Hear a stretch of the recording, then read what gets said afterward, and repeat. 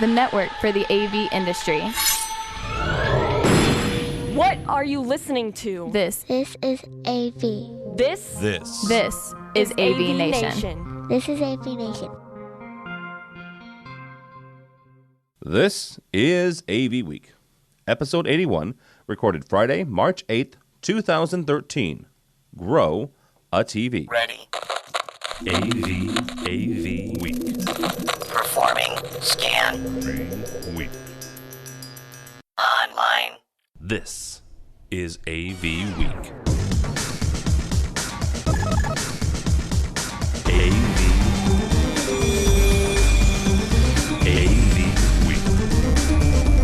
It's time for AV Week, your weekly wrap-up of audio-visual news and information. My name is Tim Albright. I'm your host. Thank you so very much for joining us. This is episode 81. Holy cow. Quickly coming up on episode 100. With us this week is a bunch of newbies, and I am very, very excited about that. First up is Mr. Paul Harris, the CEO and Chief Muckety-Muck of Aurora Multimedia Corporation. How are you, sir? How you doing? Doing well. Thank you so much. With us also is Mr. Ron Callis, CEO of One Firefly. How are you?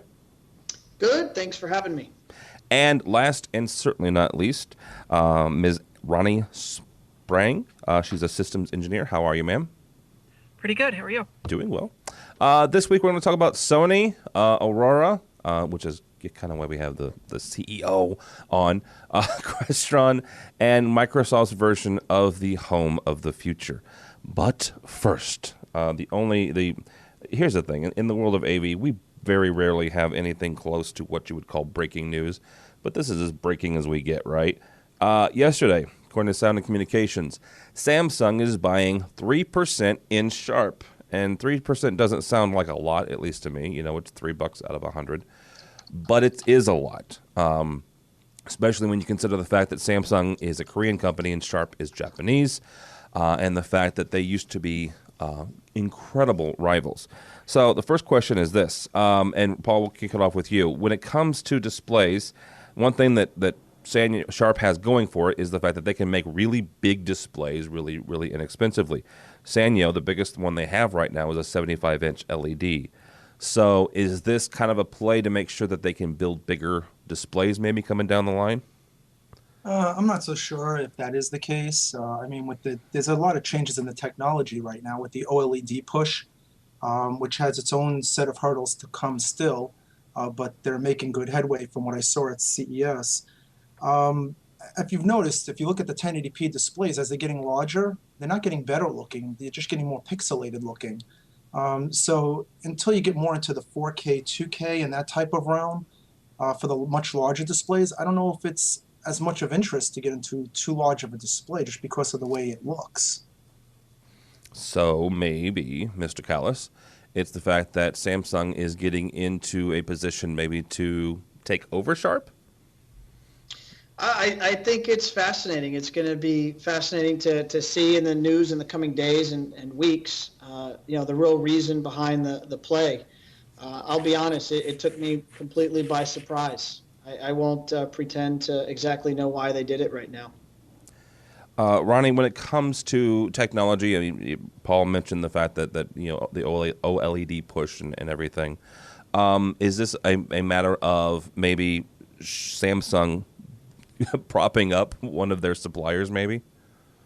Well, we don't know for sure all of the reasons because that wasn't disclosed. Yes. But one thing we do know is that each manufacturer does have certain edges and advantages. For example, Sharp's optical picture correction is quite a useful feature. Maybe Samsung is hoping to diversify by hedging their bets. You know, if Samsung being the largest doesn't have a lot of room to grow from number one. I mean, there's not too much more to grab. So possibly by getting a little bit of a piece of Sharp, they've got a hedge in case they don't continue to be the dominant player. One thing they could, just start buying everybody else and maintain number one. Well, and speaking of displays, and Paul, you mentioned this, is the fact that OLED is a huge push. Another story we have is also from Sound and Communications. The fact that LG is dumping $650 million into their 8th generation, I said 8th, OLED production line. Ronnie, when it comes to OLED, is this? I mean, last year at CES in CES 2012, that was supposed to be the year of OLED, right? And it didn't quite pan out that way. I mean, there were a few out there, but is this maybe the year of the OLED? Well, there's one difference. A year ago, LG announced that they were going to make this particular product. Now, here we are a year later announcing that it's finally in production. So we don't know what transpired other than the fact that OLED is a rapidly evolving technology. I mean, certainly there's a lower cost of OLED, but the substrate still costs more. And so there's a lot to be worked out. And also OLED has gone from not a long-term durable solution to becoming more and more durable. Certainly the picture quality speaks for itself, and having a panel that is so thin and light and flexible, it's very compelling. It's something that is at some point going to take off. I'm not sure that the current price is quite ready for it, but the longer they fine-tune and tweak it, the more likely that they'll have a successful launch. Ron, do you think that 4K will have anything, or what kind of effect do you think 4K will have over OLED? Well, it's really a matter of finding the manufacturers that are going to be producing the content. And as we get, I think 4K is in our future, in our near future, but it's really, as the content creators are able to ramp up their efforts, then we're going to have that demand from the consumer. I mean, for 2K or 4K content and beyond. I mean, we're seeing it in, you're seeing it in plasma, OLED, LEDs, projectors. I mean, the 4K is in our future in terms of the output, but it really, the critical thing we're looking at here at Firefly is, well, what are the source content, whether they're up-conversion video processors or native 4K content producers, what are those going to be? And as those come on the market, it really changes the game. Well, and that's the thing is, Paul, you guys do a lot when it comes to video transmission. Is that something that you guys have to contend with when it comes to your infrastructure, is 4K and getting content to these displays, whether that be OLED or plasma or LED? It is going to be an issue. The current formats are not supporting it easily. Right now, you'll see a lot of products, they require a minimum of anywhere from 2 to 4 cables to connect in order to get the extra bandwidth. So if you're talking about, for example, CAT extenders, you're looking at not just one single CAT cable carrying the data, you're looking at multiple CAT cables. So I usually recommend to people, if they're going to be doing the higher resolutions at the 60 hertz 60 hertz refresh rate, that they need to install more cables just to be safe with it. Also, you got other issues such as the HDMI connector does not support the bandwidth for the 60 hertz as well. So right now, connectivity does require quite a few cables. Some people may look at it and go, well, we used to hook up red, green, blue cables anyway, so it's no big difference. But part of the point of going to HDMI was that single cable solution that brought everything to you, the control, the Ethernet, the signal, all in one easy to connect display device, display connection. So that is going to be a challenge just for that. And then if you look at the, which is one of the other topics you're going to be hitting on later with the AVB, when you're talking network infrastructure, the bandwidth just is not there to support the larger resolutions when you're dealing with the network infrastructure. Am I just being naive, or is it possible then, because you're talking about multiple connectors again, that we will eventually get back down to a single connector, or is that just not even feasible? Well, sorry. Go ahead. Ron, I just wanted to jump on. We actually just working on something now, and we came across this. I mean, Crestron, they have their new 64 by 64 DM switcher, and it, in fact, it's 4K ready natively. I think that's very fascinating for us in terms of designing systems for the future. I don't know if you guys have any comments on that, or if you've heard anything, similar products. Is that 4K at 30 hertz, or is it 4K at 60 hertz? There's a big difference. Ask me that question, Paul. Well, that is Paul's job. And Ron, I would ask you this: is that twisted pair, or is that fiber? Let me just. That's part of my job. Well, and that's why I'm asking, is because as Ron looks that up, because you know what, Paul's right. 10 years ago, the whole idea, the whole wonder of HDMI was the fact that you've got one cable that does everything, right? You've got audio, you have HD, quote unquote, video, regardless of, it was 720p or 1080p or 1080i, and the wonder of it was a single connector, right? And even when it came to over Twisted Pair, we've even gotten to the point where it's a single connector.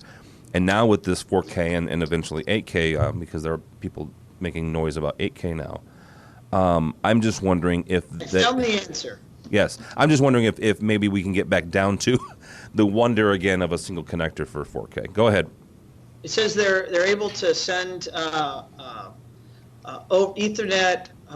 they're able to, let me just read the full statement here. DMHE handles uncompressed video beyond high definition with support for HDCP, deep color, 3D, and 4K Ultra HD. It doesn't have a refresh rate, though. Yeah, they don't have the refresh. Well, I think what they're doing, based on what I see here, I'm actually online right now, and Crestron would obviously be the best person to absolutely answer it unless we find it in their technical specifications. But it sounds like since they're still using it with the HD-Base-T, HD-Base-T does support the 4K 2K, but it supports it at 30 hertz. So we can do that right now as well with a single cable because the refresh rate is low enough to handle it. So it's nothing unusual. It's what HD-Base-T has been claiming since the beginning. They're just maybe they changed the bandwidth a little bit in their backplane to support the 4K 2K. Well, let's get into HD-Base-T. You guys, Paul, Aurora has a new wall plate. It does a number of different things. It has VGA connectors, HDMI connectors, and it's called the DXW-2, and there's a 2E and a 2EW, or 2EU, sorry. They're all 2-gang Decora wall plates. It does HD-Base-T, which is, point-to-point. What kind of led you guys down the HD-Base-T road? See if I can say that again. Versus maybe AVB. Well, it's not that we're doing versus AVB. Everything's got its proper place in the industry. AVB has its place as well. They're two very different technologies. HD-Base-T is great because it's point-to-point and it's uncompressed. If you want to, and this is targeted out there to a certain person who would correct me on this one because of the fact that they manipulate the data, it's technically compressed, but not in the way we all think of it. Mm-hmm. So I just want to shout that one out there for that particular person. But they take the same data, they manipulate it between all the lines, and they send it over. And it goes without any type of compression algorithm going over it to keep it in real time. And it goes from point A to point B. When you're dealing with AVB, it goes over a network. Typically, people would tend to want to multicast it. It does get some type of a compression over the network, and the AVB keeps the timing in check to make sure that lip sync is in place and all the other attributes of the signal are present. And its advantage is that you can send one signal out to many things, whereas HD-Base-T can't do that unless you repeat it to many locations, and it needs to be on a proprietary separate structure, whereas an AVB is over a standard network. The pro to the HD-Base-T is if you're in a live sporting event, you're going to see it as quick as it's going to go out over the network. You do AVB, there's going to be some form of a latency that versus a feed that might not be over the AVB at the time, and you're going to see that there's going to be a delay at that moment in time. So they both have their place. If you're doing large distribution where you want to keep lower cost, the AVB, when you're doing one signal to many, can potentially be a lot less money because it's just getting sent and sprayed out over the network. Whereas with an HD-Base-T, you may need a splitter or a matrix, and then you need all the separate infrastructure specific to the HD-Base-T CAT extenders.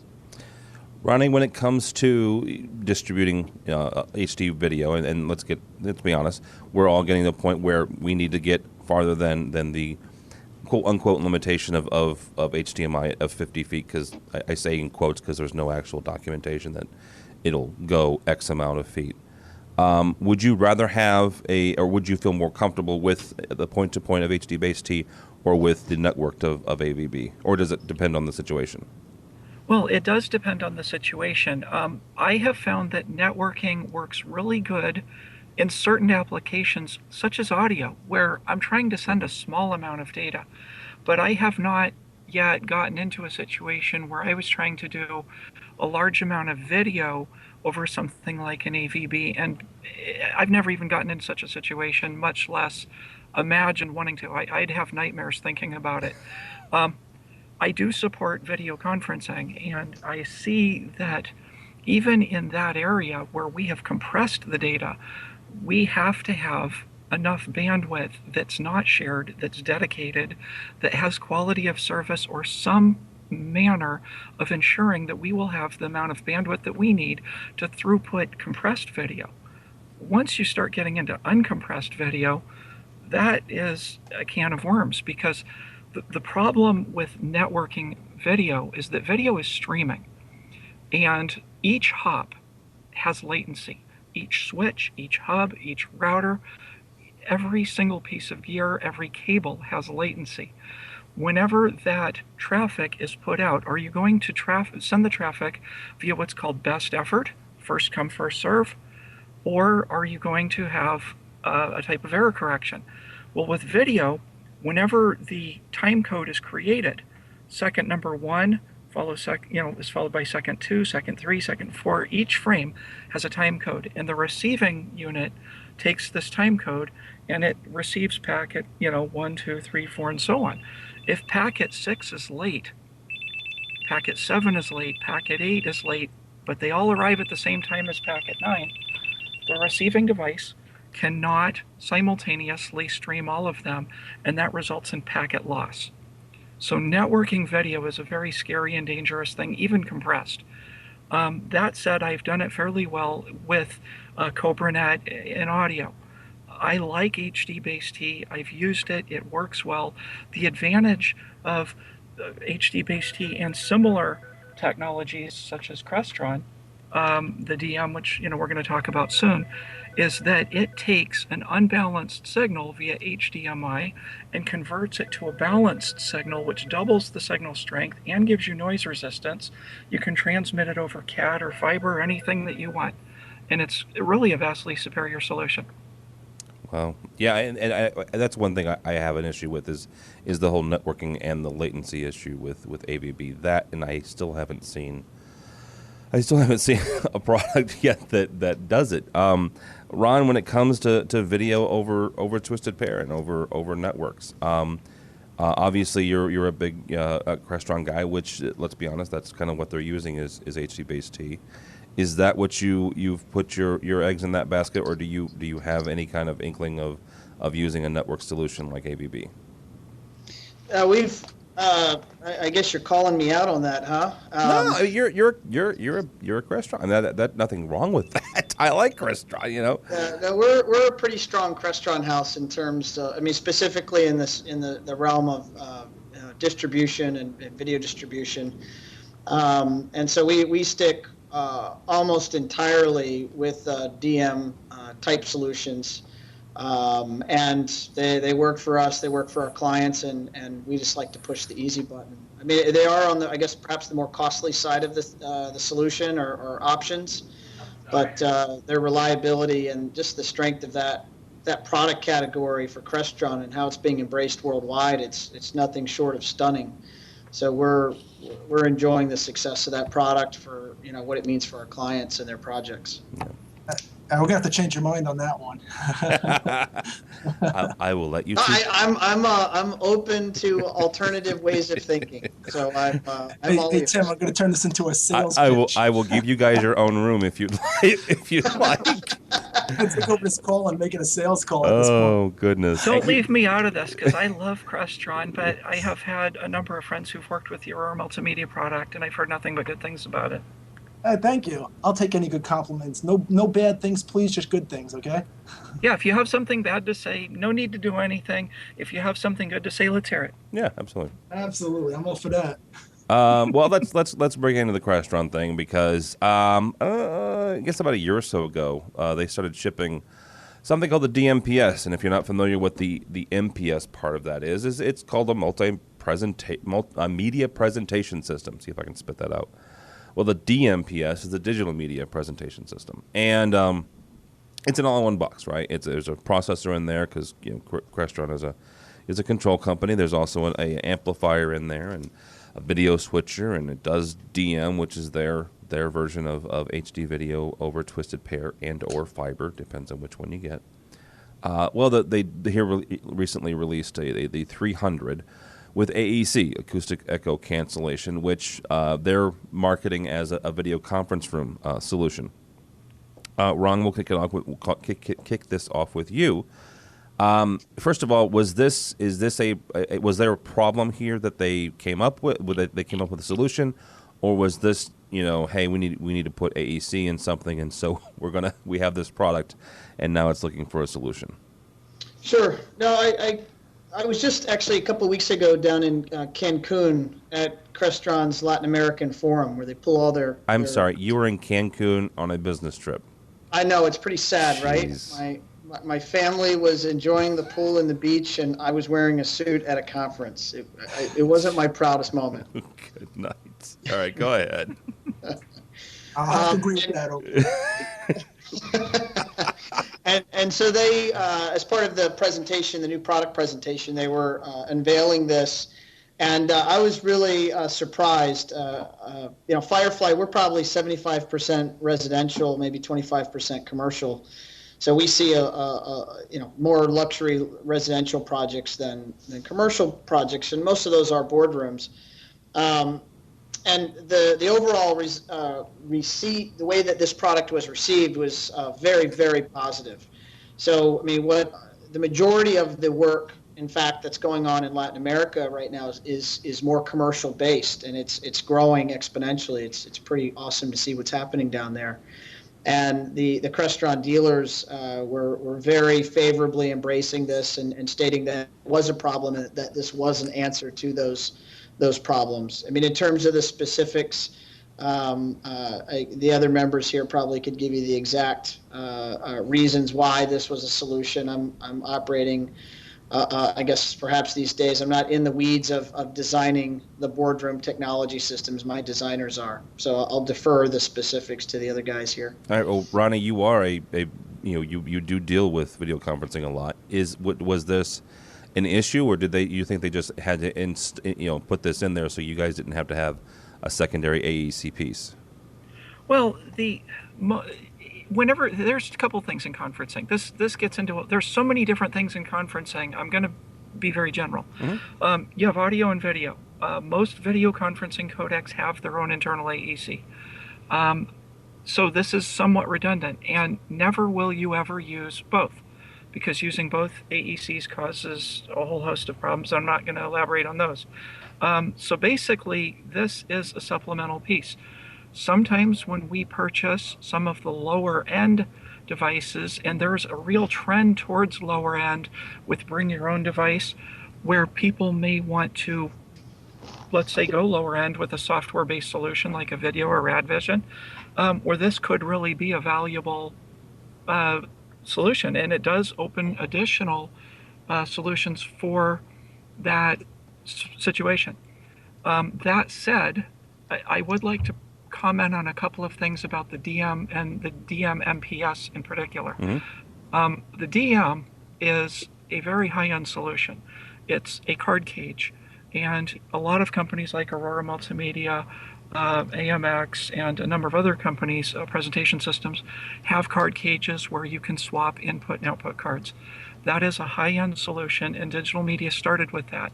The MPS is the low end, and these don't have the card cages. They are an economy solution. And I only point that out because the economy solution is, because it's more economical, less expensive, tends to be the default that a lot of companies go to. Where with this is really more for a cookie cutter, a hang and bang, simple, basic little room. However, when you look at the specs of the DMMPS, you realize that this is a very good quality economy solution. They have really put specifications and capabilities into this that are reflective of really far better equipment. And the echo cancellation itself is also pretty good. So I looked this over and I said, the MPS does fit a certain niche. And all they have done is they've added one more optional feature to make it more compelling in certain situations. And that makes sense. The one thing that I had an issue with the AEC was what you mentioned at the very beginning, was the fact that most conferencing systems already have that. So that's why I was a little confused by it. So, but what if that circuit fails, or if somebody wants to use a lower end solution that may not have a very good AEC in it? That's true. And so you disable that in that. So I understand. One thing, Ron, actually, we'll come back to you on this. Is this kind of Crestron's? Ronnie mentioned the fact that it's a lower end, right, digital solution.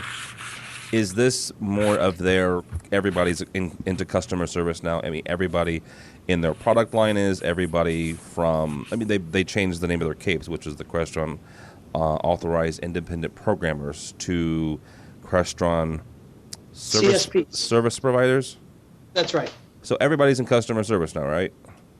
Well, the change in the name really reflects that these contractors, these businesses that are supporting the industry, supporting integrators and supporting Crestron, are doing far more today than just programming. They're consulting, they're designing, they're in some cases commissioning, they are programming, they're configuring. And so the name change is really reflective of the all-encompassing. If you look at the description now of a CSP, there's probably 10 to 15 bullets on the services CSPs are providing to the marketplace. And Crestron at the same time is trying to raise the bar. I mean, Firefly, under one Firefly, we have a division called Firefly Programming, and Firefly Programming is a CSP. And they put some rules in place which I think are going to help the industry at large. Primarily, the requiring of scope of works for any project that they take on with a customer. So if they're working for an ESC, an electronic systems contractor, it is required now, and in fact mandatory, that the CSP create a written scope of work that is signed off and approved by the ESC, with both scope, term, the financial terms, and delivery terms all outlined. And that has to be in place for every job and for every change order. And in fact, if it isn't, if someone calls in for technical support and it was programmed by a CSP, or if a CSP calls in, they are being asked for their scope, their approved scope. And if they can't provide it once, they'll be kicked out of the program for 30 days. And if they can't provide it twice, they're disbarred from the program. Wow. So it is, I think, a very powerful statement from Crestron as to the industry at large, and specifically the third-party programming community needs to raise its level of service to the contractor. And that demonstration of a scope, and a scope tied to a price, that should then be passed on to the consumer, whether that's a commercial customer or a residential customer, so they know, in fact, exactly what they're buying for X amount of dollars. I think it protects all parties.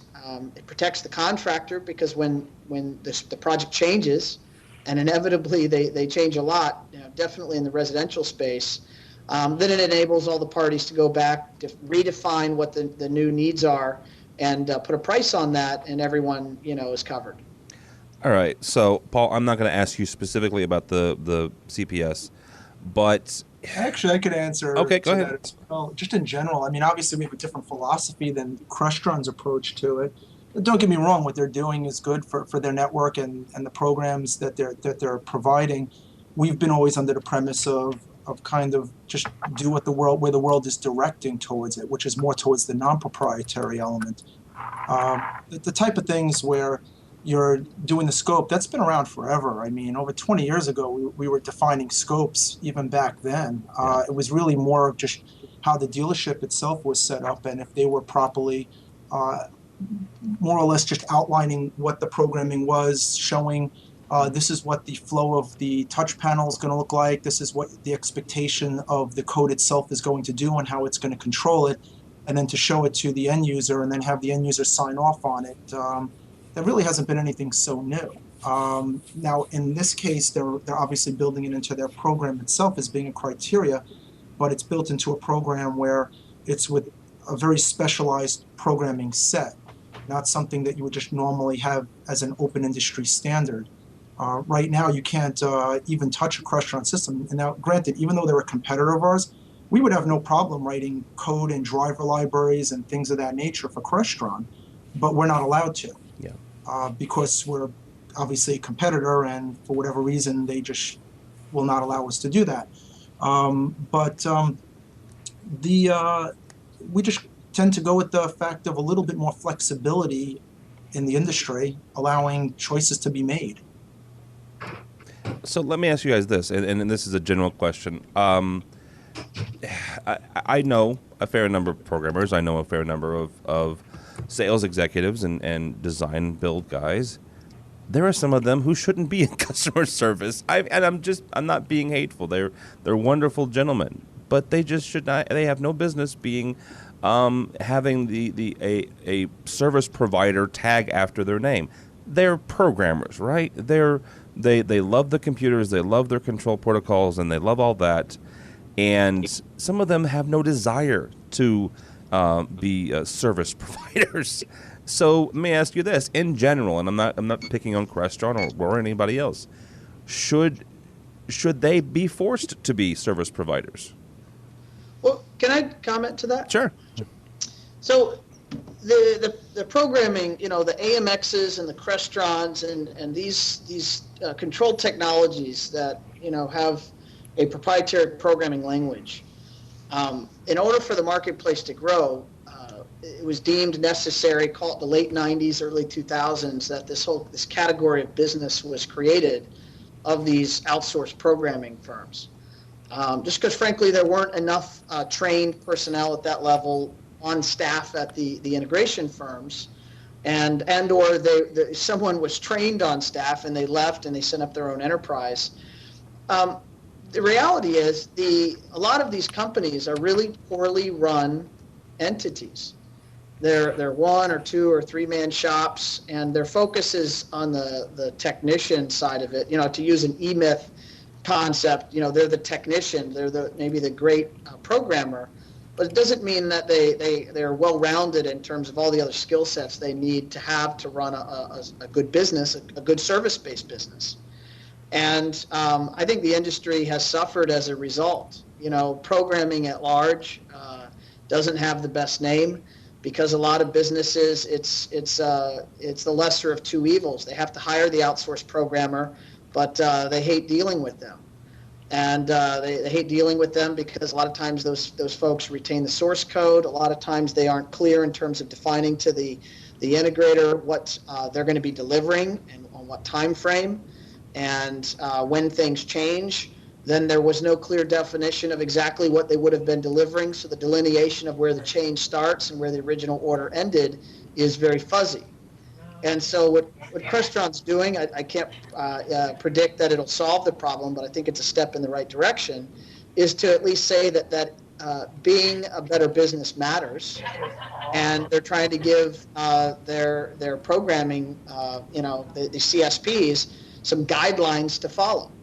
And so I think it's a step in the right direction. I think the integrator's better for it. I think ultimately the end customer's better for it, because they're guaranteed to have a clear definition of what they're getting for X price. And although it's a concept that's been around as long as man's been alive, I can tell you as a rule, it happens far less often in our space than it should.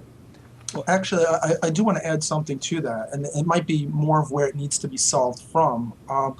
I was just recently, as a matter of fact, at an Infocom roundtable event, and this type of a question really falls into an organizational thing where it encompasses all manufacturers, not just one specific manufacturer. So this would be maybe something, if it hasn't already been brought up to, this would be more of something of an Infocom organization type of question, where some type of certification or structure or documentation could be made where everybody could benefit from it, where whether it's ourselves, Crestron, AMX, Extron, anybody who's out there, that there's something from an organizational level, just like an IEEE specification.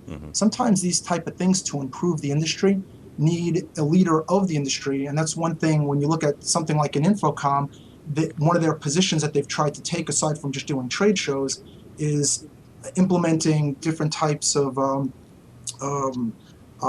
just basically different type of rules and regulations that can be applied to the industry, or things to follow to make it a better industry. So this might be one of those things that really should come from an organization. I completely agree, Paul. And I just want to add one comment, is the commercial space in the Infocom world generally operates with a little more sophistication than, I'll say, the CEDIA channel, the residential channel of integrators. I think the commercial integrator in that whole industry has been around for a couple decades longer, really, than the residential side of things. And a lot of that work is specification-led. You know, I've heard different numbers. Let's call it maybe 50% of that specification-led. So there's actually a lot of the framework for project scope within a specification. In the residential world, it's 99.99% design build led by the contractor, and it's really up to them to have some type of scope, written scope beyond a parts list for their customer. And it really, it generally doesn't happen. And if it happens, it's a very small percentage. And so the main component of the user experience is the programmed system, the end result. And I think it would be awesome if all the control system companies demanded that of both their contractors and the service providers supporting them, because ultimately it improves the end customer experience. They know what they're buying. And there's nothing more frustrating than them, thinking they're getting one thing and then ultimately getting something else. Yeah, I'm not sure if I can agree that it's best for a manufacturer to try to see. There's two sides to this. On one side, Crestron wants to have their name represented with a certain standard, but on the other side, the dealer and the integrator is in business for themselves, and each person that works there is also in sense in business for themselves. There's an organizational and an individual level to this. On one hand, some people are really excel. I remember earlier in this, and I'm kind of digressing a bit, where we had mentioned, should the programmer be good at customer service? Some people like myself, I got into technology because I'd rather talk to machines than people. If I tell a machine, switch to this input, go to that channel, it just does it. When I tell a person, hey, go put this equipment on that channel, they may or may not do it. So I don't consider myself much of a people person. But at the same time, I have to interact with a customer, because without that customer, I have no business or purpose or job. So as an individual, I have to do both, and I recognize that. But not everybody does. You've got people who are autistic or exceptional in one area and lacking in another. So the organization has to step in and say, look, we've got a superstar programmer who's totally antisocial. We need to put a person buffer between them and the customer. That becomes an organization's responsibility. The real question here is, at what point does the manufacturer overstep their bounds telling the integrator how to run their business? Well, in this case, they're not actually putting that rule to the integrator. They're putting it to these certified programmers, these CSP, certified Crestron service providers. And it's really an organizational requirement, not a personal requirement. I completely agree with you. Some designers and programmers are best left to their computer and not left to interacting on a customer service component for the end customer or the client. But the organization is the entity that has the certification and the authorization to be listed as a firm, a business that can be hired by ESCs worldwide for programming. And I think it's a really smart step that they've now required the programmers to actually tell the ESC what they're going to be buying and on what payment terms. And I think a next step should be that they tell the contractor the same thing, because I think it's fair to the end customer. I can't tell you how many end customers I've met that were promised one thing and delivered something else. And when I can say, well, where's the written definition of what you were told would happen? It doesn't exist. Yeah, but I agree with you as well. But both of you obviously will agreeing with each other. But as a manufacturer, believe it or not, I do firmly believe in the chain of command, or the food chain, as a lot of people like to call it, where people have their place. And even though as much as manufacturers would love to try to have their stranglehold on everything, the reality of it is, it's capitalism at its best. There are certain things that you want to see a lot of good competition, but there's certain elements that can be generalized, such as the way the business is structured, or the way things is done. So in the case of programming, there are certain things that can, from an organization, especially when you're talking like a structure like that, that kind of encompasses any brand when you're talking things like that. Where do they really need to go through it multiple times for every single manufacturer? It becomes very counterproductive. And it also makes it harder to grow and look at other alternatives out there from other manufacturers. Whereas certain things that encompass a generalized thing, if it comes from an organization, it means that they have a certain capability as a base foundation versus something that's very specific. So I'll give you a perfect example. Are they to get certified from both Crestron, from AMX, from Aurora, from Extron, every single time to just repeat what they've already done or have the capability of doing once within the organization itself? It starts to become counterproductive, or it becomes a weight which they don't want to start looking at other alternatives, and they get fixated because they've already spent their time and investment into one particular solution. So that's kind of where you'll see more of those benefits come into play from an organizational role, is it frees up the choices. It just makes things more simplistic. Well, I think we already see what happens to the programming firms if they're left to their own methods and processes, and that is that very few, if any of them, actually commit in writing to their ESC client what they're buying or what they're selling. That's just, if you look at the marketplace today, how many of the programming firms do it? Very few. I know most of the ones that I know, and I know quite a few of them, give no scope or only a very slim fragment of a scope. And I think that the concept of a scope for a job is an all-encompassing of all brands. It's not a Crestron thing or an AMX thing. It's just a really good idea. Yeah, it is. All that Crestron is saying is that if you want to wear this badge as a service provider for us, then we want you to tell your ESC customers what they're buying and on what price and what payment terms. If you don't want to do that, that's okay. You just you can't say that you're a CSP. Yeah. So, I mean, it's perhaps controversial. I really never saw it as such, but my opinion, and as one, and I think it's a great thing for the business, for the industry. It is. And here's the thing: anything that you can do to better the customer experience, I think, is a good idea. Real quick to clarify what Ron was saying, an ESC is a what was it again? Electronic Systems Contract. Thank you. It's the new CEDIA thing. I guess it's just a short acronym for referring to the contractor. This industry loves acronyms. Oh my gosh. Yes. I came up with a logo for a mascot for you Eskies a couple years ago. So if you've ever seen Return of the Jedi, think of an Ewok with like a pocket protector. So you're listening to AV Week.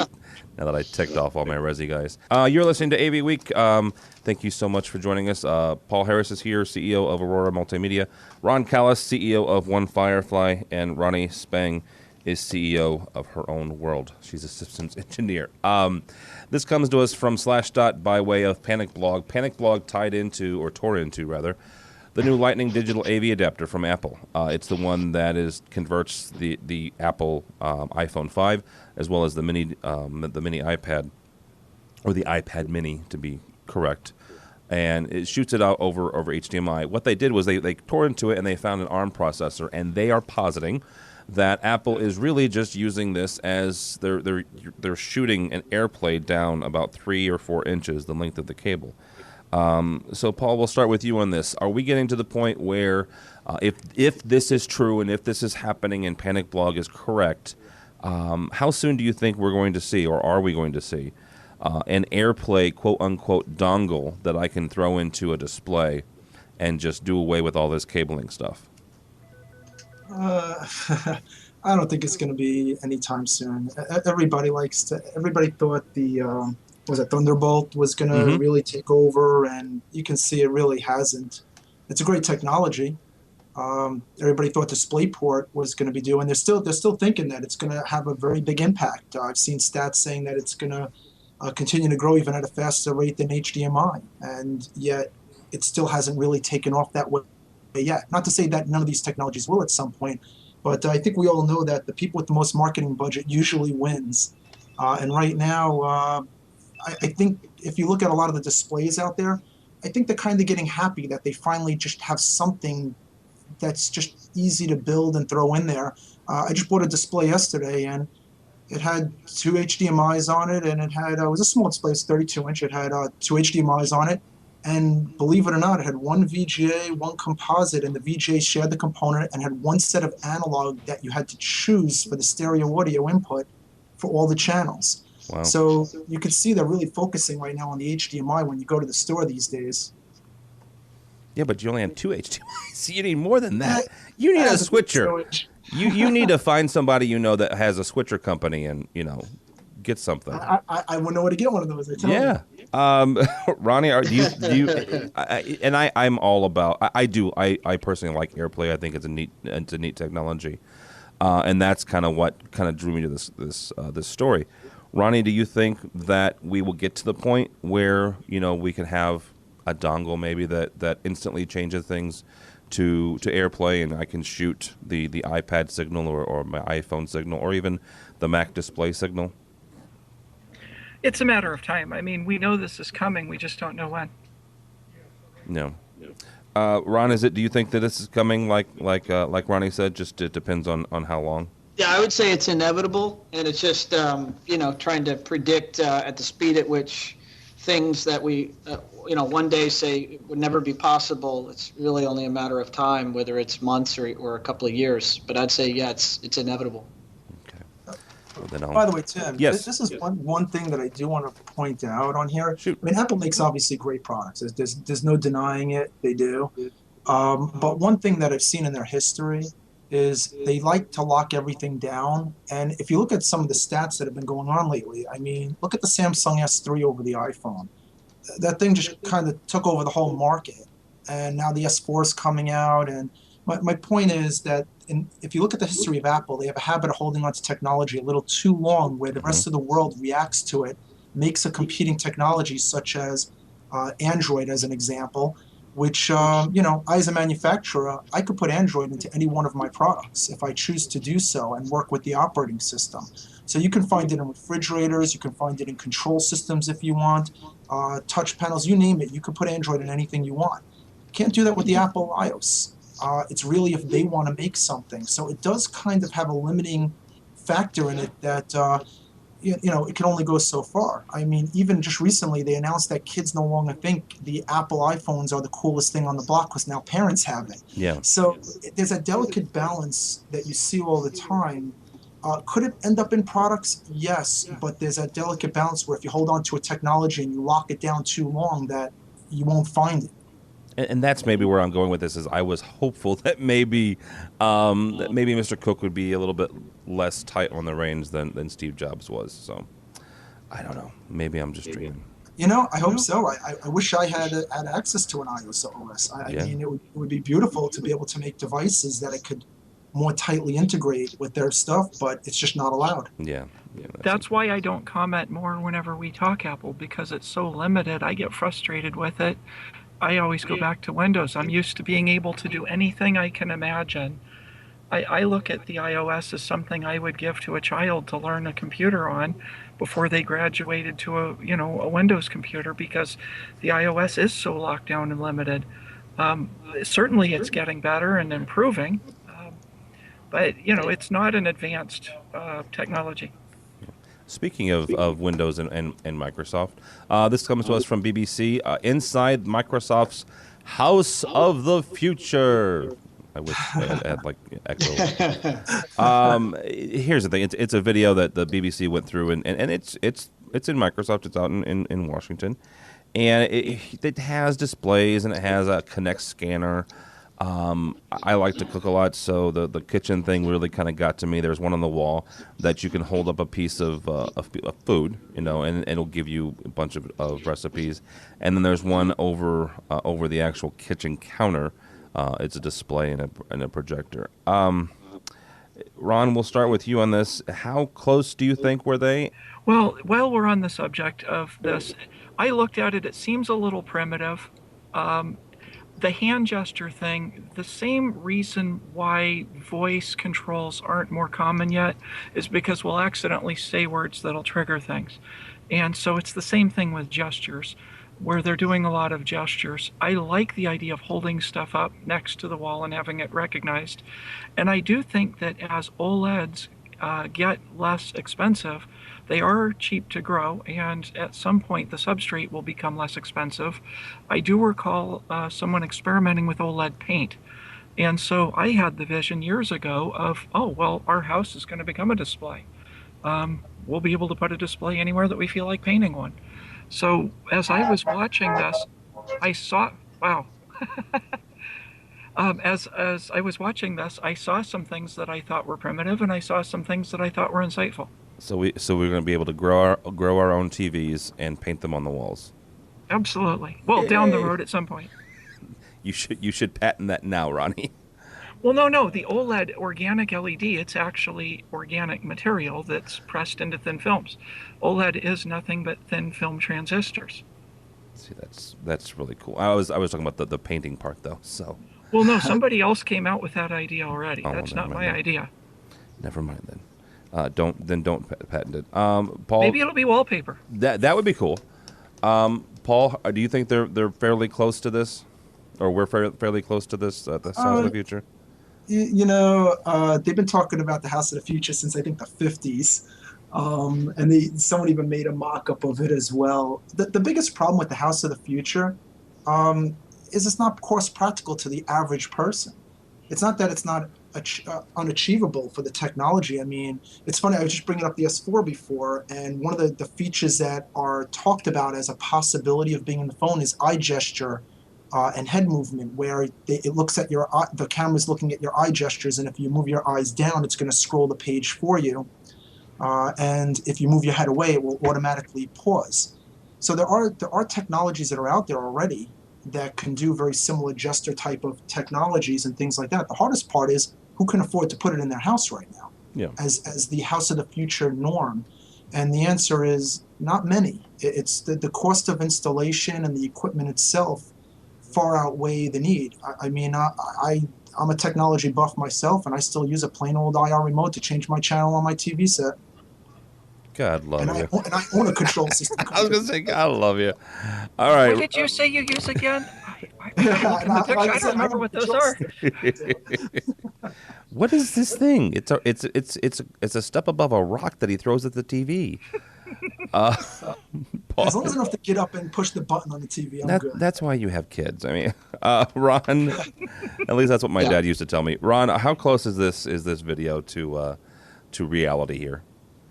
I think there's a couple of points. I mean, the cost of technology is dropping exponentially, and with a lot of the new, at CEDIA this past year, we had Michio Kaku, the physics professor at New York University, spoke, and he gave a presentation regarding, Moore's law, and there was one concept that it might be stalling in terms of because you can't fit but so many transistors on a piece of silicon. But then there's been new inventions such as carbon nanotubes and such, which now immediately open the world of opportunities to continue shrinking technology and processing capability on smaller and smaller materials, which hence makes the cost of microchips and computers continue to drop into the foreseeable future. And so I think everything you're seeing here, we'll look at it in 10 years and we'll laugh because it'll be comically archaic. But I think the concept of your wall or your windows or your refrigerator or your countertop being interactive smart surfaces is completely real. And I mean, we do it for the wealthy today, those that can afford technology. You know, I just left a job site this morning. It was 44,000 square foot construction site, and the customer can have whatever he wants. And so we're giving it to him. But in terms of the masses, it's not even remotely within reach right now. But, you know, I think if we look at how far we've come just in 10 years, and then look another 10 or 20 years forward, I think everything in that video will look like child's play. Yeah, and I tend to agree with that. You know, I don't think I think Paul's right. It's not here right now, but you're right, Ron. In 10, 12 years, it may be commonplace. So, all right, guys, that's going to do it for this week. Thank you so much for joining us. With this has been Ronnie Spang, a systems engineer. Thank you so much. My pleasure. Also with us is Ron Callis. He is the CEO of One Firefly. Thank you, sir. Yes, sir. My pleasure. And last but not least, Mr. Paul Harris, CEO of Aurora Multimedia Corporation. Thank you, sir. Yeah, thank you very much. My name is Tim Albright. You can reach us at avnation.tv, avnation.tv. You'll find this podcast as well as so many others. We actually, Ron and actually all three of you guys, we have a new control systems podcast we started called A State of Control. So check that out. We also have an education one and a live staging one, social media, and other ones like that. So check out the website, avnation.tv, avnation.tv. Thanks so much for listening. That's all the time we have for AV Week.